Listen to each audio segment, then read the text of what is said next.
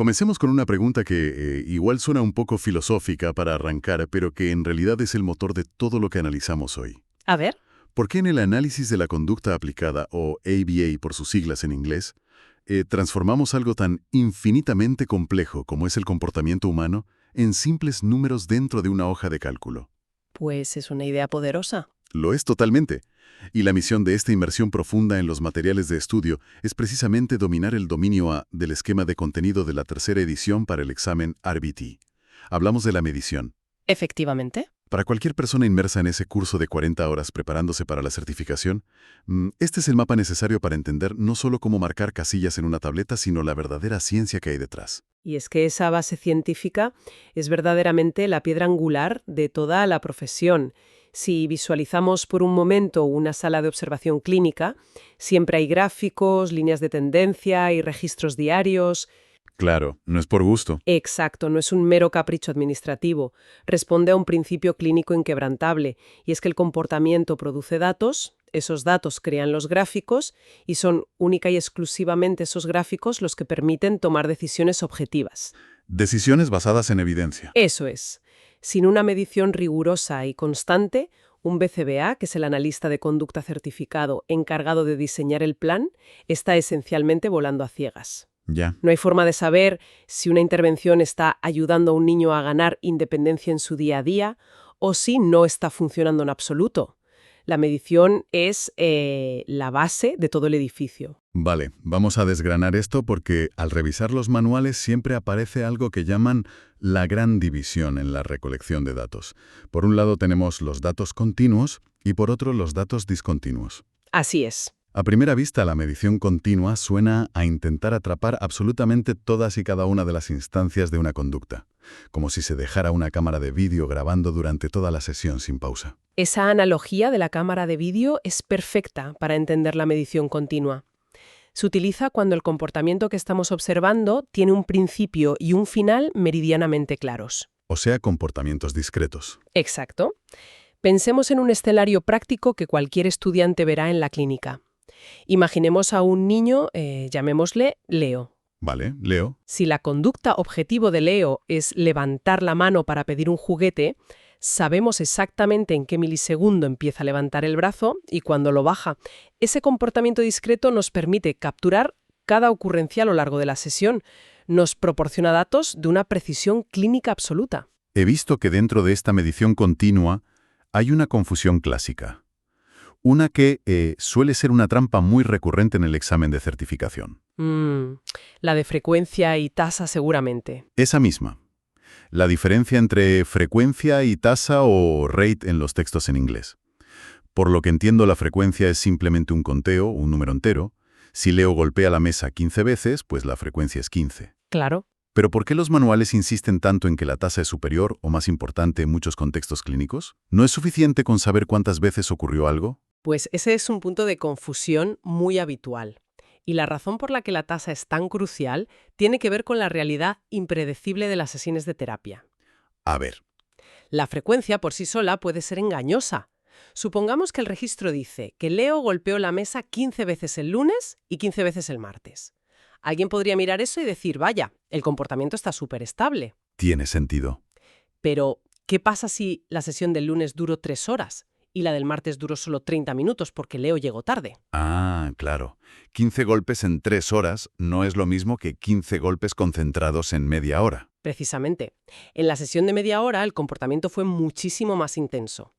La tasa, que es simplemente dividir ese conteo entre el tiempo de observación, normaliza los datos. Te da una foto real. Exacto. Nos diría que el lunes hubo 5 golpes por hora, mientras que el martes hubo 30 golpes por hora. De repente el gráfico cuenta una historia completamente diferente y revela una crisis que la frecuencia simple habría ocultado por completo. Ya entiendo. Por eso, para quien se prepara para el examen, la regla mnemotécnica es clara. Si el dato incluye un componente de tiempo en la fórmula, ya no es frecuencia, es tasa. Es la única forma de comparar manzanas con manzanas. Eso aclara muchísimo el panorama. Ahora bien, siguiendo con el escenario de Leo y la medición continua, los textos abordan otras dos métricas que son la duración y la latencia. Sí. La duración parece intuitiva, o sea, Si Leo tiene una rabieta, simplemente se mide con un cronómetro cuánto tiempo transcurre desde que empieza a llorar hasta que se calma. Sin más complicación. Pero el concepto de latencia, ¿a qué se refiere exactamente la literatura clínica cuando habla de latencia en el contexto del comportamiento? Lo fascinante aquí es cómo la latencia cambia el enfoque de la medición. Ya no nos interesa cuánto dura la conducta, ni cuántas veces ocurre. Nos interesa el tiempo de reacción. El tiempo de reacción, vale. La latencia es el tiempo exacto que transcurre desde que se presenta un estímulo discriminativo, es decir, una instrucción o una señal, hasta que el individuo inicia la respuesta. Ponme un ejemplo con Leo. Volviendo a Leo, el técnico le dice: Leo, guarda los bloques. La latencia es el número de segundos que pasan desde que se termina de pronunciar esa frase hasta que la mano de Leo toca el primer bloque para guardarlo. Entiendo. Entonces, si Leo se queda mirando a la pared durante 10 segundos antes de empezar a recoger, esa latencia de 10 segundos es el dato que se registra. Así es. Y clínicamente es un dato vital. En habilidades de seguridad, por ejemplo, si un terapeuta dice «para» al cruzar una calle, una latencia de 1 segundo frente a una latencia de 5 segundos puede ser literalmente una cuestión de supervivencia. Totalmente. Medir esto permite al BSBA diseñar planes para reducir ese tiempo de reacción de manera sistemática. Pero espera, hay algo que no encaja del todo. Dime. Si la medición continua es tan perfecta, tan precisa, y no se le escapa un solo detalle de lo que hace el cliente, ¿por qué los manuales dedican tanto espacio a la medición discontinua? ¿Por qué alguien diseñaría un sistema que ignora datos a propósito? Parece contraproducente si el objetivo fundamental es ayudar a una persona basándose en evidencia empírica sólida. Es una objeción muy válida y de hecho es el núcleo de por qué la medición discontinua existe. ¿Ya? La realidad clínica es que no todos los comportamientos son eventos discretos que se pueden contar fácilmente y los técnicos, no son máquinas. Desde luego. Hay conductas que ocurren a una velocidad vertiginosa, como un aleteo de mano rápido o vocalizaciones continuas que no tienen un inicio o un fin claro. Intentar aplicar medición continua ahí agotaría los recursos cognitivos de cualquier profesional. Te pasas la sesión contando y no haces otra cosa. Exactamente. Además, la principal responsabilidad de un RBT es enseñar, interactuar y entregar reforzamiento. Si alguien tiene la mirada clavada en un contador el 100% del tiempo, se pierden oportunidades críticas para la intervención terapéutica. Claro, se pierde la terapia en sí. Por eso dividimos la sesión en bloques de tiempo y muestreamos el comportamiento. Entendido. Es una cuestión de viabilidad en el mundo real. Y revisando los tipos de muestreo, hay 3 grandes protagonistas: el intervalo parcial, el intervalo total y el muestreo momentáneo. Vamos a llevar esto a la práctica con nuestro ejemplo. Perfecto. Supongamos que el BCBA divide la observación de Leo en intervalos de 10 segundos. Empecemos por el intervalo parcial. La regla general que he leído es que se marca como que la conducta ocurrió si sucede en cualquier momento de esos 10 segundos. Es así de simple. Es así de simple en su ejecución, pero matemáticamente tiene unas implicaciones profundas que todo estudiante debe comprender a la perfección. A ver, cuéntame. En el intervalo parcial, si Leo grita durante el segundo número 2 y luego está en silencio los 8 segundos restantes del intervalo, en la hoja de datos se marca una ocurrencia completa para ese bloque. Un sí rotundo. Eso es. No importa si duró 1 milisegundo o 9 segundos. Un solo instante de la conducta contamina, por así decirlo, todo el intervalo. Pero eso suena a que genera un sesgo enorme en los datos. Si en una hora tenemos muchos intervalos de 10 segundos y Leo grita solo 1 segundo en cada uno de ellos, al final del día habrá gritado apenas unos minutos en total, pero la hoja de datos mostrará que el comportamiento ocurrió en el 100% de los intervalos. Esa es la clave analítica. El intervalo parcial tiende invariablemente a sobreestimar la ocurrencia real de la conducta. Vale. Y lejos de ser un error, es una herramienta clínica deliberada.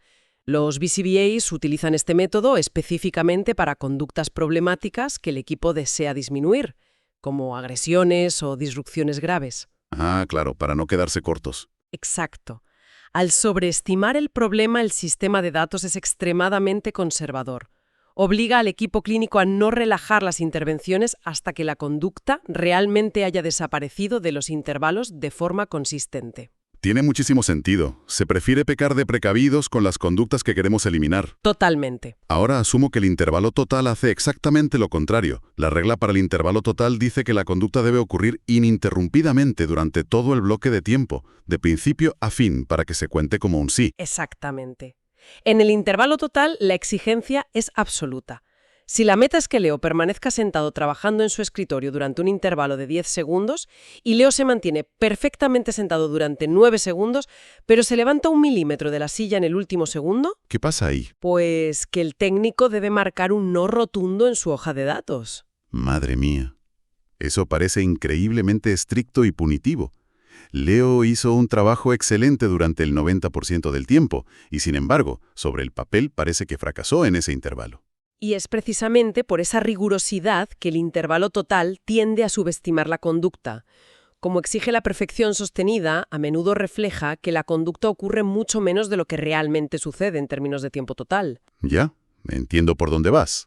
Por lo tanto, clínicamente lo utilizamos para conductas que queremos aumentar, como la atención a la tarea, el juego cooperativo o el tiempo de tolerancia.